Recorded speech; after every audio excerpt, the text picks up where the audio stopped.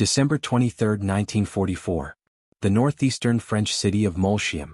General of Panzer Troops Hermann Balck was sitting down to dinner at his headquarters when the message arrived. He had been fired. Not because of battlefield failure. Not because of tactical incompetence. Not because his army group was collapsing. In fact, Army Group G was fighting effectively against the advancing Allies in Alsace, and Balck had spent most of the war building a reputation as one of Germany's most dynamic and aggressive panzer commanders on the Eastern Front. His dismissal had nothing to do with military performance and everything to do with politics.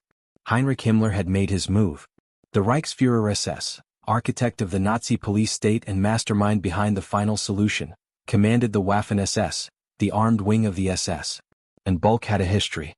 A long, contentious history of clashing with Waffen-SS units and their politically motivated commanders. In the Wehrmacht's officer corps, competence was supposed to matter. In Hitler's Germany, loyalty to the party mattered more. And Balck's sin wasn't battlefield failure, it was refusing to bow to SS incompetence dressed in Feldgrau. Earlier that month, Hitler had appointed Himmler commander of Oberkommando Oberrhein, the newly created Upper Rhine High Command. Himmler possessed no military expertise. None. He had never commanded troops in combat, never planned an operation, never understood the mechanics of combined arms warfare. But now he held operational authority. His mission was to organize Operation Nordwind, a large-scale follow-on to the already failing Ardennes offensive, scheduled for January 1, 1945. And one of Himmler's first acts was petty revenge. He detached Balck's 19th Army, the southernmost of Army Group G's two field armies, and placed it under his own command. Oberkommando Oberrhein had no troops of its own, so Himmler simply took Balck's. Then, to ensure he wouldn't have to share any anticipated glory with a Wehrmacht officer of Balck's stature, Himmler arranged to have him removed entirely. Balck, at 51, had survived the brutal campaigns in Poland, France, the Balkans and years of savage fighting on the Eastern Front. He had led panzer divisions with distinction, earned the respect of peers and subordinates, and demonstrated again and again that he understood operational warfare at a level few could match. And now he was being dismissed because a bureaucrat in an SS uniform wanted a clean slate for a doomed offensive. The irony was suffocating. Germany was losing the war. Experienced commanders were irreplaceable. And here was Himmler playing palace politics while the Reich burned. But Balck wasn't idle for long. Within 12 hours of his dismissal, he was at Zossen, just south of Berlin at the Army High Command headquarters. Waiting for him was Colonel General Heinz Guderian, his longtime friend and mentor, now serving as chief of the general staff of the German army. Guderian understood what Himmler evidently did not. Germany was in its death throes. The Ardennes offensive was collapsing. The Eastern Front was buckling. The Soviets were closing in from the east, the Western Allies from the west. In this final desperate stage, Guderian could not afford to leave one of his most talented commanders sitting on the sidelines nursing wounded pride. Guderian had a new assignment for Balck. It was not a promotion. It was not a reward. It was another impossible mission, the kind that ended careers or lives, the kind that would be remembered as either desperate heroism or tragic futility. Balck would assume command of the 6th Army. He would relieve Budapest. He would break through Soviet encirclement and rescue the 9 SS Mountain Corps trapped inside the Hungarian capital. Balck listened to the briefing. He studied the maps. And he understood immediately, this was a no-win situation. But orders were orders. And someone had to try to straighten out the consequences. The 6th Army. The name alone carried weight, drenched in blood and catastrophe. Balck knew that weight intimately because he had tried once before to save it. In December 1942, as commander of the 11th Panzer Division, Balck had participated in Operation Winter Storm, the desperate attempt to break through to Stalingrad and relieve the encircled 6th Army. He had fought through snow and Soviet defenses, driven his panzers toward the besieged city and come agonizingly close. But Hitler had refused to authorize the breakout. The Führer insisted 6th Army hold Stalingrad at all costs, promised air supply that never materialized, and condemned over 200,000 German and Axis troops to death or captivity. The 6th Army was annihilated in early 1943, a catastrophe of such magnitude it marked the psychological turning point of the war on the Eastern Front. Now, 2 years later, Balck was being given command of a reconstituted 6th Army. The designation had been revived, the units rebuilt from scratch, but the ghosts remained. And the mission was horrifyingly familiar: relieve an encircled force trapped in an urban hellscape, break through Soviet lines and extract trapped units before the pocket collapsed. history was repeating itself with cruel precision. Balck even used the phrase himself when reviewing the situation: a new Stalingrad. The parallels were impossible to ignore. In both cases, a major German force was surrounded in a strategically significant city. In both cases, the Soviets had achieved encirclement through operational superiority and were tightening the noose. In both cases, Hitler ordered the trapped garrison to hold at all costs rather than authorize a breakout. In both cases, relief forces were assembled to break through the encirclement from the outside. And in both cases, the relief operation was launched under conditions that made success highly unlikely. The key difference: at Stalingrad, Balck had been trying to save the Sixth Army. Now he commanded it. The irony was almost literary in its cruelty. Balck understood the operational realities better than most. He knew that urban combat consumed men and material at horrific rates. He knew that encircled forces could rarely break out once Soviet lines hardened. He knew that relief operations required not just penetration but the ability to hold open a corridor long enough for evacuation, which demanded infantry strength Germany no longer possessed.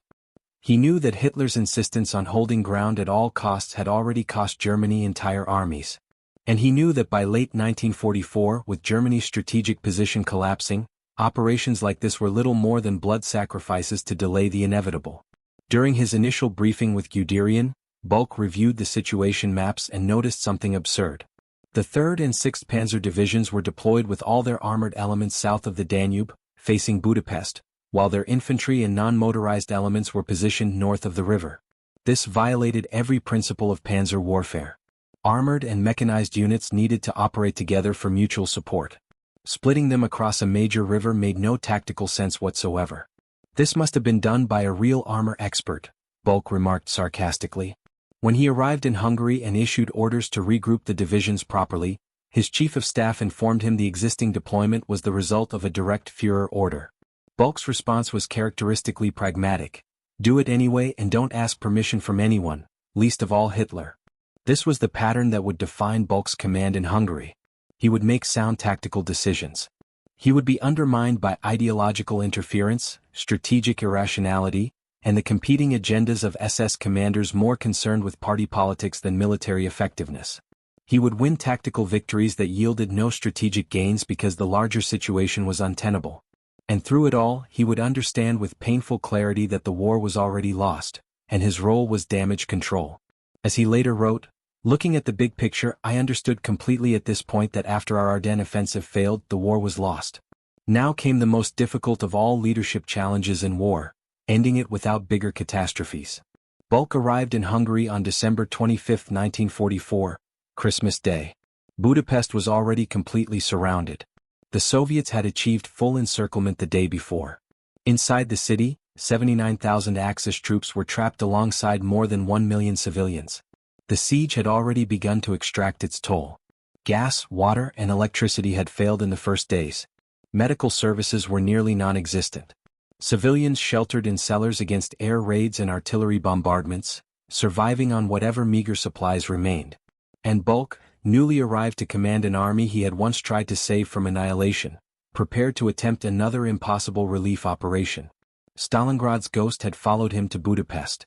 To understand why Budapest mattered, why Stalin demanded its capture, and why Hitler insisted on its defense, you have to understand the strategic context of late 1944. The war on the Eastern Front had been deteriorating steadily for Germany since the summer, when Operation Bagration, the Soviet offensive that completely caved in Army Group Center, destroyed the German defensive line and sent Wehrmacht forces reeling westward. As the Germans fell back across Eastern Europe, Soviet forces entered Hungary from Romania in September 1944. And Hungary was no minor prize. Hungary had been part of the Axis since late 1940, providing agricultural products, industrial output, and military forces to support Germany's war effort. But by 1944, with Germany clearly losing, the Hungarian government began looking for an exit. On October 11, Regent Miklos Horthy signed a preliminary armistice agreement with the Soviets in Moscow. Hitler's response was immediate and brutal. German forces, supported by Hungarian troops loyal to Germany, occupied Budapest and installed a puppet government. The Führer's orders were unambiguous: hold Budapest and Hungary at all costs. Germany desperately needed Hungary's resources, and Hitler envisioned using Budapest as a base for a future counteroffensive against the Red Army. It was strategic fantasy, but it dictated operational reality. For Stalin, Hungary represented more than military advantage. His objective was political: keep Hungary separated from the Axis so he could impose a communist-style system and expand Soviet influence in post-war Eastern Europe. Capturing Budapest would solidify Soviet control over the region and short-circuit any British plans to deploy forces to the Adriatic, which would interfere with Stalin's vision for the post-war order. The Hungarian capital was both a military objective and a political chess piece in the emerging Cold War. Neither side could afford to let it go. Stalin ordered the Red Army to capture Budapest without delay on October 28. Two Soviet fronts, massive operational formations larger than Western armies, converged on the city. The Second Ukrainian Front, along with the First and Fourth Romanian armies, approached from the east. The Third Ukrainian Front and First Bulgarian Army enveloped it from the south. Together, these forces included 54 rifle divisions, 5 mechanized corps and 3 tank corps. More than 700,000 troops in total, with 170,000 committed to the initial assault on the city itself. It was overwhelming force, but the Soviets had learned through bitter experience that urban combat negated many numerical advantages. Taking Budapest would require grinding, costly fighting. The Axis forces defending Budapest were formidable but outnumbered. SS Obergruppenführer Karl Pfeffer Wildenbruch, age 56, commanded the 9 SS Mountain Corps with the 8th and 22nd SS Cavalry Divisions, along with elements of the 13th Panzer Division, 60th Panzer Grenadier Division, and 271st Volksgrenadier Division. Fighting alongside them was the Hungarian I Corps under General Ivan Hindi, a former German-language instructor at Hungary's Ladovica Military Academy. Altogether, roughly 79,000 Axis troops held the city. They were dug in, determined, and prepared for a siege. But they were also isolated, undersupplied, and facing an enemy with vast superiority in numbers and firepower. Red Army troops reached the outskirts of Pest, the flat eastern side of Budapest, on November 3. Initial momentum slowed as German and Hungarian defenders stiffened resistance, turning the advance into a brutal street-by-street slog. But the Soviets were patient and methodical. By December 25, the encirclement was complete. Budapest was cut off. And inside the city, conditions deteriorated rapidly. The civilian population, more than 1 million people, was trapped alongside the military garrison. When the city's infrastructure failed, residents were forced into cellars, basements, and improvised shelters, surviving without heat, clean water, or adequate food. Artillery and air bombardments were constant. Medical facilities were overwhelmed. The dead went unburied. Budapest was becoming a charnel house. This was the situation Balck inherited on Christmas Day 1944. He assumed command not just of the 6th Army but also operational control of the Hungarian 3rd Army, making him the de facto commander of a provisional army group. His forces stretched along a front ranging 50 miles southwest of Budapest to 50 miles northwest in present-day Slovakia. In total, Balck commanded approximately 180,000 troops, including the 79,000 trapped inside the city. Of those, roughly 102,000 were committed to breaking through the Soviet encirclement. He had 4 German and 4 Hungarian infantry divisions, plus 7 German panzer divisions. On paper it was a respectable force. In practice, most units were under strength, exhausted, and facing an enemy with superior numbers, better supply lines, and operational momentum. Balck's strategic objective was straightforward but nearly impossible: stabilize his front lines, break through to Budapest, and either relieve the city or evacuate the garrison before Soviet forces annihilated it. He knew the odds. He knew the history. And he knew that even if he succeeded tactically, the broader strategic situation was hopeless. Germany was losing the war. Resources were dwindling. Manpower was depleted. The Luftwaffe barely existed. And every decision he made was subject to interference from Hitler, Himmler, and ideologically motivated SS commanders who valued party loyalty over military effectiveness.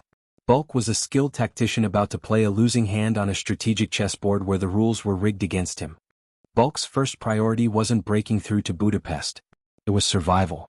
Before he could mount any relief operation, he had to stabilize his collapsing front lines and prevent his entire army group from being encircled. Northwest of Budapest, the 6th Army's WWII Panzer Corps was in desperate straits, nearly surrounded by the Soviet 2nd Ukrainian Front. If that corps was destroyed, Balck would lose a significant portion of his armored strength and the Soviets would have a clear path to roll up his entire northern flank. The relief of Budapest would become moot if his army ceased to exist. Balck moved decisively. He ordered the WWII Panzer Corps to withdraw westward to more defensible positions.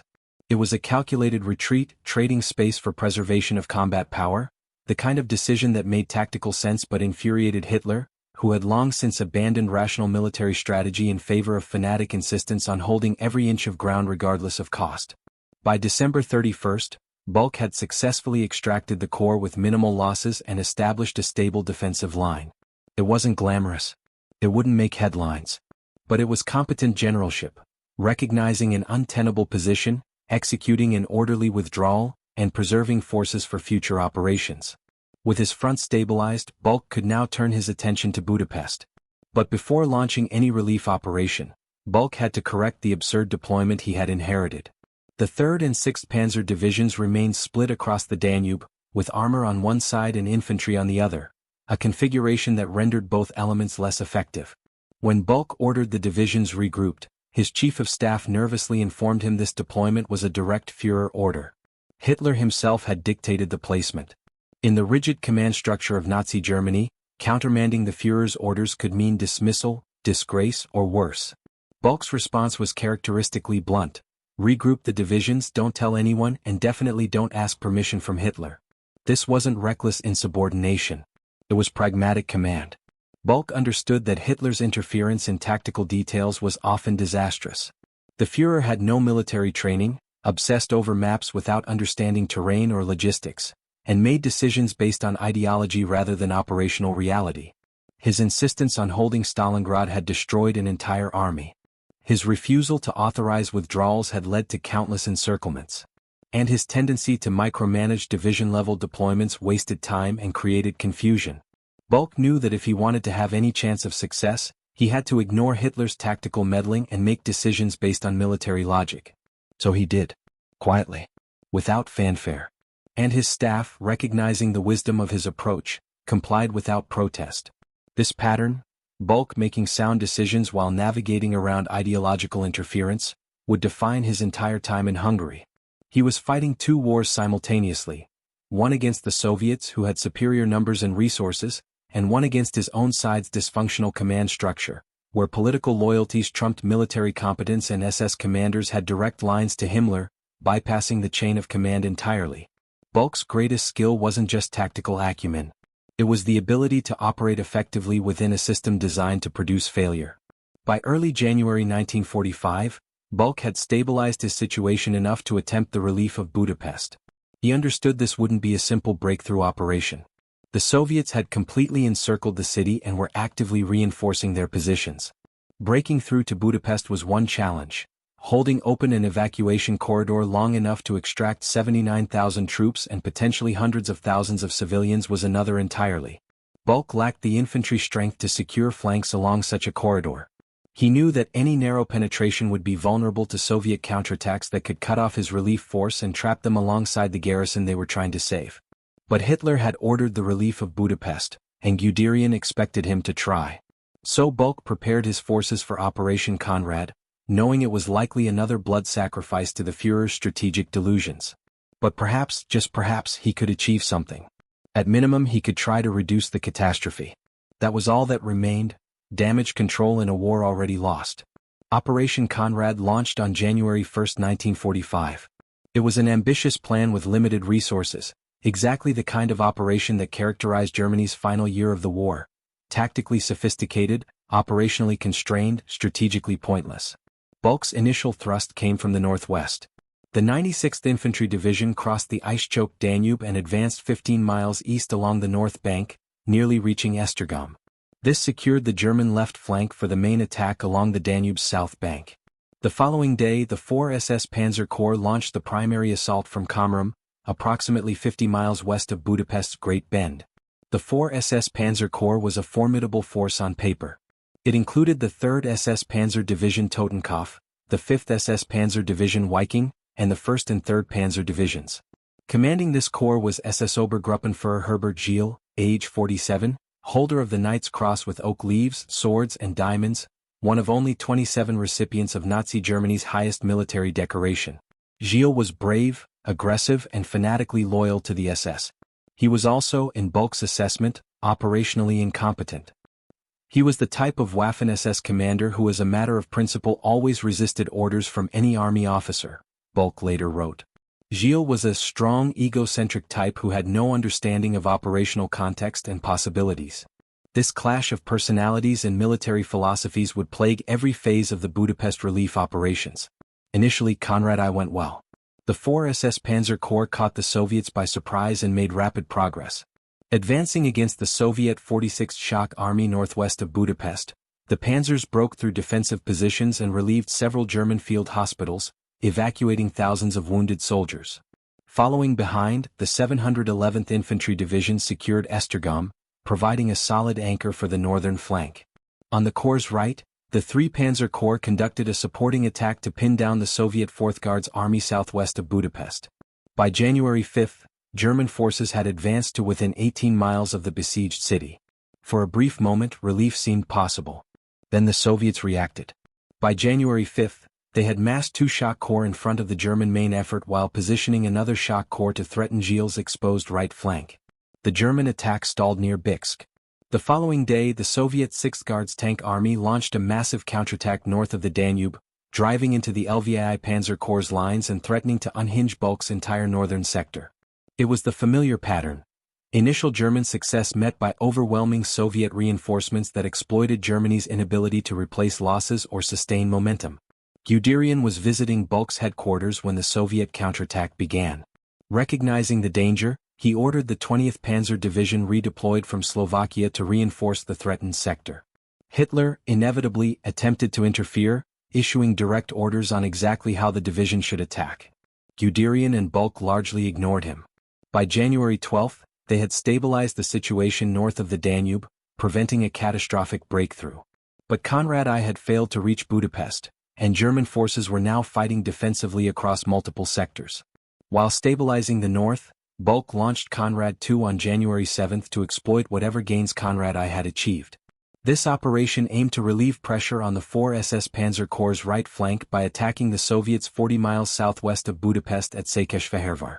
Group Braith, named for its commander, General of Panzer Troops Hermann Balck, and consisting of the I Cavalry Corps and 3 Panzer Corps, struck toward the city. On January 9, the I Cavalry Corps' panzer units engaged Soviet armor a few miles north of Székesfehérvár, destroying 74 Soviet tanks in a sharp engagement. It was exactly the kind of tactical victory German panzer forces had once routinely achieved. But tactical victories no longer translated into operational success. The success at Székesfehérvár allowed Gilles to shift his main effort northward for a renewed attack through the 711th Infantry Division's positions southeast of Esztergom. By January 11, lead elements of the 4 SS Panzer Corps reached Pilasenkerest, a village just 10 miles from Budapest. The trapped garrison could hear the sounds of battle. Hope flared inside the encircled city. Relief forces were close, agonizingly close. But close meant nothing if they couldn't break through and hold open a corridor. Hitler, watching from his headquarters, lost faith in Conrad II. He feared, with considerable justification, that the 4 SS Panzer Corps was dangerously exposed to encirclement by the Soviet 5th Guards Cavalry Corps, assembling northwest of Budapest. Rather than risk losing an entire SS Panzer Corps, Hitler ordered Gilles to disengage and redeploy 60 miles south to the northern end of Lake Balaton in preparation for a third relief attempt. Gilles wanted to continue attacking. He believed he was on the verge of breakthrough and argued vehemently against redeployment. For once, Hitler's caution was appropriate. As Balck later noted, in this case, Hitler's intervention was appropriate. Gilles's narrow thrust toward Budapest was vulnerable, and continuing it risked disaster. But the redeployment cost precious time. It took 5 days for the 4 SS Panzer Corps to redeploy over snow-covered mountain roads and through drifts that bogged down vehicles. By the time Gilles's forces reached their assembly areas near Lake Balaton, the Soviets had reinforced their positions around Budapest, further hardening the encirclement. Inside the city, conditions continued to deteriorate. The garrison was consuming supplies faster than they could be replenished. Civilians were starving. The wounded overwhelmed improvised aid stations. And the trapped defenders began to understand that relief might not come at all. But Balck wasn't finished. He had one more card to play, Operation Conrad III, the most ambitious of all the relief attempts. And this time the objective wasn't just reaching Budapest, it was destroying 10 Soviet divisions and breaking the encirclement entirely. By mid-January 1945, Hermann Balck faced a decision that would define his command in Hungary. It was a decision between sound military judgment and organizational pressure, between operational logic and the ego of a subordinate commander, between the correct tactical choice and the politically expedient one. And it was a decision that would cost him a critical day of operational momentum, a day that might have made the difference between limited success and complete failure. Operation Conrad III launched on January 18 after the 4 SS Panzer Corps completed its redeployment to Lake Balaton. The plan was audacious. Rather than simply punching through to Budapest, Balck intended to surround and destroy 10 Soviet divisions in the vicinity of Székesfehérvár, then drive north to relieve the city. The Germans had a narrow advantage in armored fighting vehicles, 376 to the Soviet 4th Guards Army's 250, and the element of surprise. If everything went according to plan, Conrad III could be a genuine tactical victory with strategic implications. The initial assault exceeded expectations. The Soviets were caught completely off guard. On the left, the 1st Panzer Division thrust south around Székesfehérvár, then pivoted north toward Budapest in a sweeping envelopment. In the center, the 3rd and 5th SS Panzer Divisions advanced 40 miles in 48 hours, an astonishing pace given the winter conditions, terrain, and Soviet defenses. By nightfall on January 19, lead elements reached the Danube south of Budapest. The panzers then turned north along the river, crushing through Soviet positions. 4 SS Panzer Corps headquarters reported the destruction of 60 Soviet tanks and self-propelled guns. It was the kind of lightning advance that recalled Germany's earlier victories, when panzer divisions could shatter enemy formations and exploit deep into their rear areas. But something troubled Balck about that report. 60 tanks and self-propelled guns destroyed should leave evidence: wreckage, burn marks, abandoned positions. Yet when Balck's staff investigated after the battle, they found no trace of the destroyed vehicles. The numbers didn't add up. Much later, a Luftwaffe liaison officer assigned to the 4 SS Panzer Corps confirmed Balck's suspicions. The report had been a complete fabrication. The Waffen-SS, obsessed with maintaining its reputation as the Third Reich's elite force, had inflated its kill count to make the operation appear more successful than it actually was. It was a pattern Balck had observed before. SS units routinely exaggerated their accomplishments, submitted false after-action reports, and manipulated statistics to enhance their standing with Himmler and Hitler. The lie was politically useful but operationally dangerous, creating false impressions of enemy strength and distorting tactical assessments. By January 22, German forces had taken Székesfehérvár and advanced to Lake Valence, roughly halfway between Székesfehérvár and the Danube. In just 5 days they had captured more than 150 square miles of territory. But territorial gains meant nothing if they couldn't be held or exploited. And that's when Balck confronted his impossible decision. Herbert Gilles wanted to continue driving straight toward Budapest. From his perspective, it made perfect sense. His corps had momentum, Soviet resistance directly ahead appeared weak, Budapest was barely 25 miles away, and the trapped garrison desperately needed relief. A narrow thrust might punch through and reach the city within days. It was aggressive, bold, and aligned with the Waffen-SS's tactical doctrine of relentless offensive action. But it was also operationally reckless. Balck could see what Gilles either couldn't or wouldn't acknowledge. A powerful Soviet force, the 1st Guards Mechanized Corps, was assembling on the 4 SS Panzer Corps' left flank. If Gilles drove straight for Budapest without first eliminating that threat, the Soviets would attack his exposed flank, cut his supply lines, and potentially encircle his entire corps. Penetrating to Budapest was one thing. Holding open an evacuation corridor was another entirely. Without sufficient infantry to secure the flanks of a narrow salient, Gilles' panzers would be marching into a trap. The Germans would end up with not 1 but 2 SS Corps trapped in Budapest, the 9 SS Mountain Corps already encircled in the city, and now the 4 SS Panzer Corps surrounded trying to reach them. It would be catastrophic. Balck's assessment was clear. Before advancing on Budapest, the Soviet Mechanized Corps on the left had to be destroyed. It was basic operational logic. Secure your flanks before penetrating deep into enemy territory. But Gilles was incapable of understanding this. As Balck later put it, Gilles had no understanding of operational context and possibilities. The SS commander saw only the immediate objective, Budapest, and interpreted Balck's caution as cowardice or incompetence. Gilles wanted glory. He wanted to be the savior of Budapest, the hero who broke the siege. And he had direct access to Heinrich Himmler, who routinely interfered in operations and overruled army officers to favor his SS commanders. Balck prohibited the narrow thrust. He ordered Gilles to broaden his attack and eliminate the Soviet flank threat before advancing further. It was the correct decision, the only decision that made military sense. But Gilles was outraged. He protested. He appealed to higher authority. He delayed execution while arguing for his preferred plan. And that clash between Balck's operational judgment and Gilles' ego cost the Germans an entire day. By the time the 4 SS Panzer Corps resumed offensive operations on January 25 on a broader front, the Soviets had brought up the 5th Guards Cavalry Corps, 100 tanks and 360 artillery pieces, to reinforce their threatened right flank. That single day mattered. In mobile warfare, tempo is everything. A 24-hour delay gives the enemy time to reinforce, reposition, and prepare defenses. It allows reserves to arrive. It lets reconnaissance identify your intentions. And in this case, it gave the Soviets exactly the time they needed to mass overwhelming force against Balck's advance. The window of opportunity, already narrow, closed. And the consequences would be devastating. But the larger lesson was more profound. Balck was fighting not just the Red Army but his own command structure. Gilles' resistance wasn't based on tactical disagreement.